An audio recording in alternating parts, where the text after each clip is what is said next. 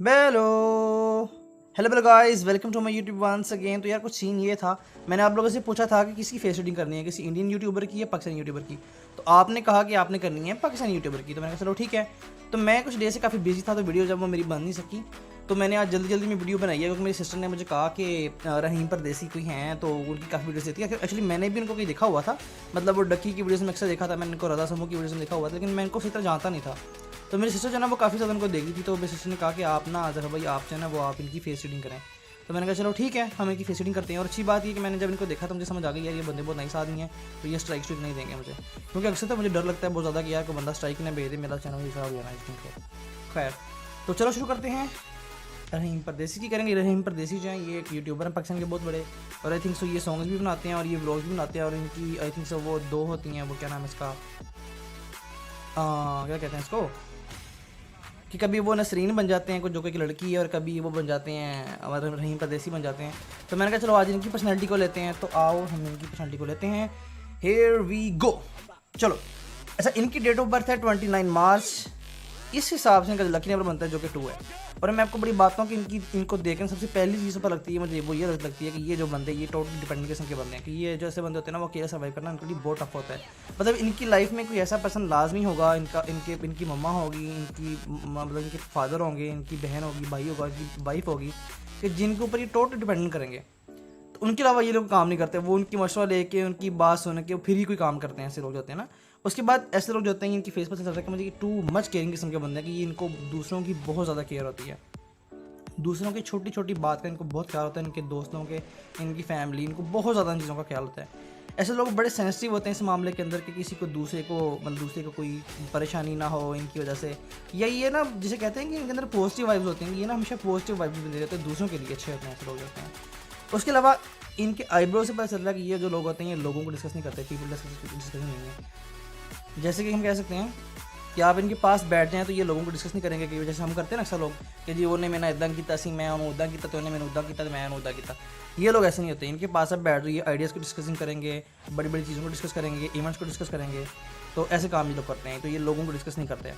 बाकी मैंने आपको अक्सर कहा कि वो जो बड़े बड़े यूट्यूबर्स हैं वो मोस्टली शाय हैं। ये जो बंदे हैं ये बिल्कुल भी शाय नहीं है, इनको किसी चीज़ का कोई डर ही नहीं है ऐसे लोगों को ना। तो ये बहुत ही ब्रेव और जिसे कहते हैं ना कि इनके अंदर बहुत ज़्यादा कॉन्फिडेंस होता है कि काफ़ी ज़्यादा जो काम है वो इजीली कर लेते हैं। इनके फॉरेट पर पता चल रहा है कि ये पुरस्कून किस्म के बंदे हैं, बिल्कुल ठंडी तबीयत के आदमी हैं, इनको गुस्सा आता ही नहीं। और हाँ, बड़ी जी बात ये कि इन लोगों को गुस्सा आता ही नहीं है, मतलब ऐसे लोगों को गुस्सा आता ही नहीं है, ये लोग नाराज़ होते हैं। यानी कि ऐसे लोगों को गुस्सा नहीं आता। मतलब रहीम परदेसी भाई को मैं इनको जानता तो खैर नहीं हूँ पर्सनली, लेकिन ऐसे इनको देख के लगता है कि इनको जो गुस्सा है ना वो बिल्कुल भी नहीं आता, ये नाराज़ हो जाते हैं एंड पे आके ना। तो उसके बाद बात करें तो इनकी चीन बढ़िया से, मतलब कि इनको अपनी फिजिकल फिटनेस और अपनी जो है वो खाने पीने का बहुत ज़्यादा ध्यान होता होगा। उसके बाद ऐसे लोगों को जो फैसले होते हैं वो बहुत दूर दराज के होते हैं, लेकिन ऐसे जो होते हैं ना ये डिपेंडेंट किस्म के लोग होते हैं, इनके फैसले अगर ये करने पे हैं तो ये बहुत अच्छे फैसले कर सकते हैं, लेकिन फिर भी ये दूसरे से ना मशवरा करके फिर ही कोई काम करते हैं। उसके बाद बात करते हैं ये लोग चालाक बिल्कुल भी नहीं होते, ये बहुत ही मासूम लोग होते हैं, कि ना चालाकी होती नहीं है, छोटी छोटी बात पे लोगों पर बहुत जल्दी बिलीव कर लेते हैं, और वो बड़ी से कहते हैं मासूम किस्म के लोग होते हैं। वैसे क्या होते हैं दूरंदेशी इनकी बहुत अच्छी होती है, कि ये जो चीज़ सोचते हैं, ये जो चीज़ किसी को बताते हैं, किसी को एडवाइस करते हैं, तो वो चीज़ वाकई बिल्कुल सच्ची होती है, और वाकई बहुत ज़्यादा अहम होती है। और वो जिसे कहते हैं ना कि आप प्रेडिक्शन करना, वो बड़ी अच्छी होती हैं लोगों की।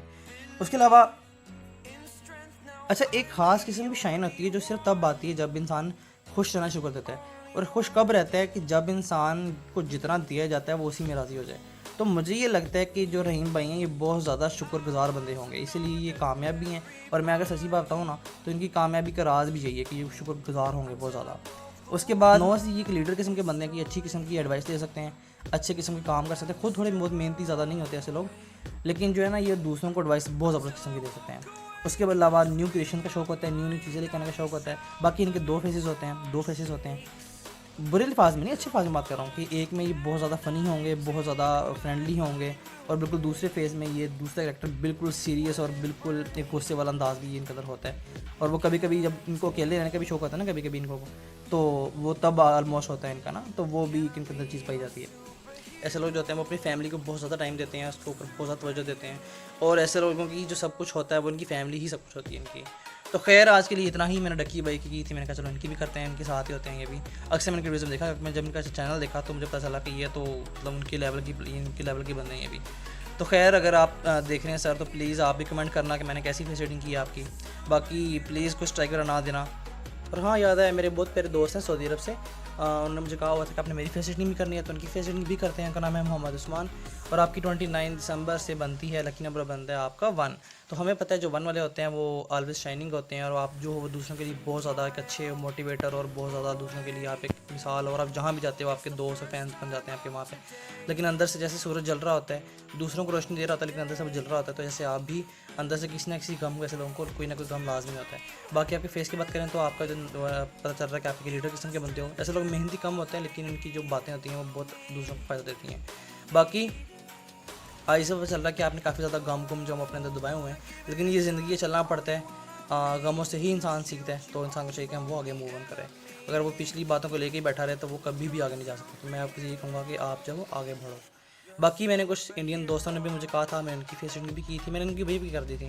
तो बाकी ये सीन है कि आज के लिए इतना ही। और हाँ, और अगर किसी को भी इस वीडियो से कोई इशू है तो वो मुझसे कॉन्टैक्ट करें, मैं फ़ौरन उसका इशू जो सॉल्व कर दूँगा बेशक इस वीडियो को मूव करके। तो खैर, अगर आप चाहते हैं मैं आपकी फेस रीडिंग करूँ तो हाँ, आई एम अवेलेबल, मुझसे कॉन्टैक्ट करो इंस्टाग्राम पे, तो हाँ हम आपकी फेस रीडिंग भी करेंगे। तो मुझे आपने ये भी बताना कि नेक्स्ट किस बंदे की फेस रीडिंग करें। तब तक अपना बहुत सा ख्याल रखना, तब तक के लिए बाय बाय।